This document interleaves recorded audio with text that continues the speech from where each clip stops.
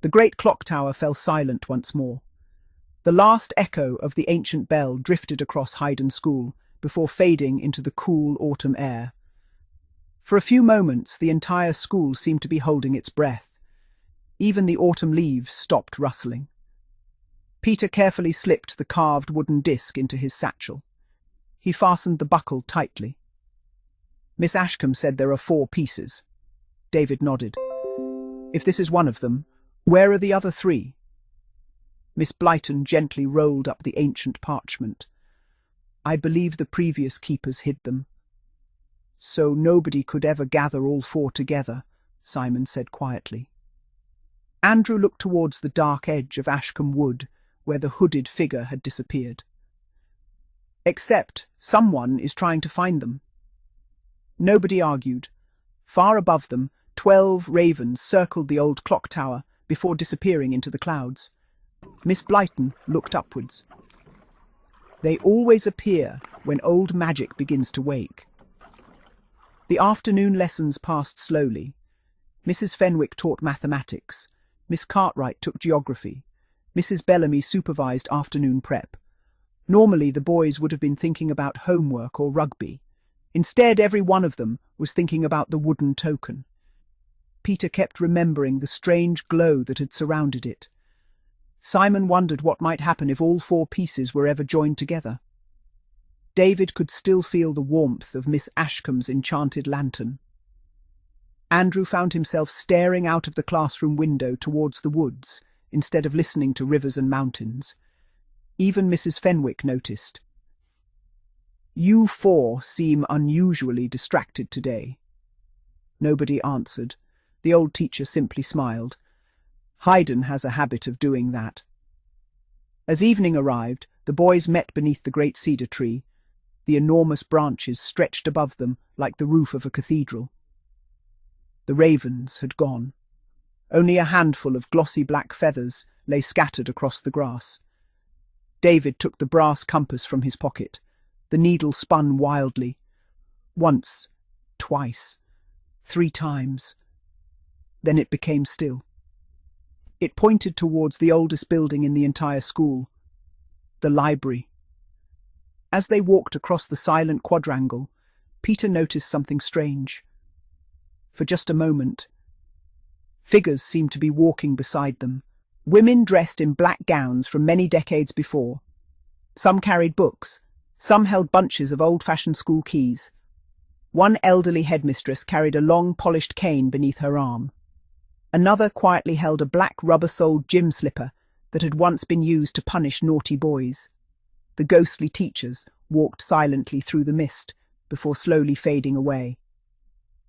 "They're watching us," whispered Simon. Miss Blyton nodded calmly. The old keepers often said that every headmistress who truly loved Haydon never really left. They still protect the school, and they still expect good behaviour. Almost as though she had heard them, one of the ghostly headmistresses paused beside an old oak doorway. She smiled kindly. Then she lightly tapped her cane against the stone floor. The sound echoed softly through the corridor before she vanished. David swallowed. "I don't think they're frightening." "No," replied Miss Blyton. "I think they're guarding something." Inside the library, several enormous books already lay open upon the oak table. Candles burned without melting. Blue flames flickered inside the fireplace, even though no logs had been lit. The room smelled of beeswax, old leather and herbs. Bundles of dried rosemary, rowan, sage and mugwort hung from the ceiling beams. Protective symbols had been carved into the ancient shelves hundreds of years before. Miss Blyton smiled. "I've found something." She pushed a thick history book towards them. It had been written nearly 80 years earlier. Inside was a beautifully drawn sketch of Haydon's original school crest. Peter frowned. "That isn't the crest we have today." "No." Miss Blyton smiled. "It was changed after the First World War." David leaned closer.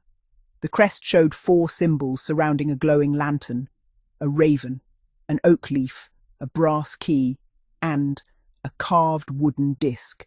That's exactly what we've found, Simon whispered. Miss Blyton nodded. It isn't simply a carving. It formed part of Haydn's oldest magical crest. She carefully turned another page. Beneath the drawing appeared faded handwriting. The writing belonged to Miss Ashcombe herself. The 4 tokens shall remain apart until the next circle of keepers is complete. Let no pupil seek them without courage, wisdom, kindness, and discipline. Andrew read the words twice. So every symbol is one of the 4 tokens. It certainly appears so. Peter slowly placed the wooden disc upon the page. The moment it touched the paper, the entire room changed. The lantern upon the drawing burst into warm golden light. The raven shimmered silver. The oak leaf glowed emerald green. The keys sparkled like polished brass. Ancient runes appeared around the edge of the page. The candles suddenly burned brighter. Outside, every raven cried together. A cool wind swept through the library even though every window remained closed. Then, from somewhere beyond the bookshelves, came the unmistakable sound. Tap, tap, tap. A cane striking polished wooden floorboards. The boys turned. Standing between the shelves were several transparent figures, old teachers, long-forgotten mistresses, former headmistresses of Haydn. Some carried books, some held lanterns, several carried the famous supple school canes for which Haydn had once been known. Others quietly held black and red rubber-soled slippers beneath one arm. Their expressions were neither angry nor cruel. Instead, they watched the boys with calm approval, like teachers satisfied that their pupils had shown honesty and courage. One elderly headmistress slowly inclined her head. "The keeper's return," she whispered. Her voice sounded no louder than rustling autumn leaves. Then every ghost disappeared together. The library became silent once more.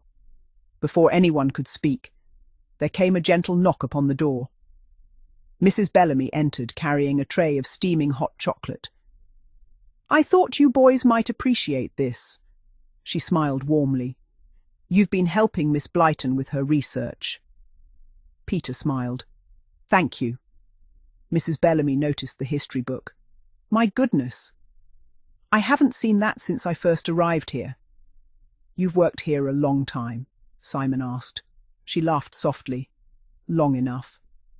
"My grandmother worked here before me." David looked surprised. "Really?" Mrs. Bellamy nodded. She often spoke of the old headmistresses. Their portraits would sometimes smile. Their footsteps could be heard after dark. She always said that if you heard a cane gently tapping the corridor or caught sight of an old rubber-soled slipper outside an empty classroom, you were expected to remember your manners. "And if the ravens gathered before Michaelmas?" She paused. Then powerful magic was once again awake within Haydn. She smiled mysteriously before leaving. The boys watched the door quietly close. Peter looked at Miss Blyton. "Do you think Mrs. Bellamy knows the truth?" Miss Blyton smiled. "I think she knows rather more than she ever says." That night David sat beside the dormitory window. The moon hung low above the chapel. Mist drifted gently across the playing fields. Then he saw movement. Not the hooded figure. Someone much smaller. A little girl. She wore a school uniform from nearly a century before. In one hand she carried a tiny lantern. In the other, she held a sprig of rowan tied with green ribbon. She smiled kindly towards David. Behind her, for only a second, stood the ghostly figures of several former teachers and 2 old headmistresses. One rested both hands upon a polished cane. Another quietly carried a black rubber-soled slipper beneath her arm, more as a symbol of the school's long history of discipline than as a threat. They all seemed to be protecting the little girl. She raised one finger to her lips. Silence. Her lantern flashed once. Green sparks drifted upwards into the night. The ghosts faded into silver mist. Then she disappeared. The following morning the 4 boys hurried back to the cedar tree, exactly where the little girl had stood. Something lay upon the grass. It was another wooden token. This one had been beautifully carved with a perfect oak leaf, As Peter picked it up, the leaves above them rustled although there was no wind. Somewhere beyond the chapel, a raven called once. Far away, almost too faint to hear, came the gentle tap, tap, tapping of a cane upon an old stone corridor. 2 of the 4 tokens had now been found. 2 still remained hidden somewhere within Haydn School, beneath its ancient buildings, or deep inside the enchanted woods where the ghosts of former teachers, wise headmistresses and the old keepers continued their silent watch over the school and its ancient magic.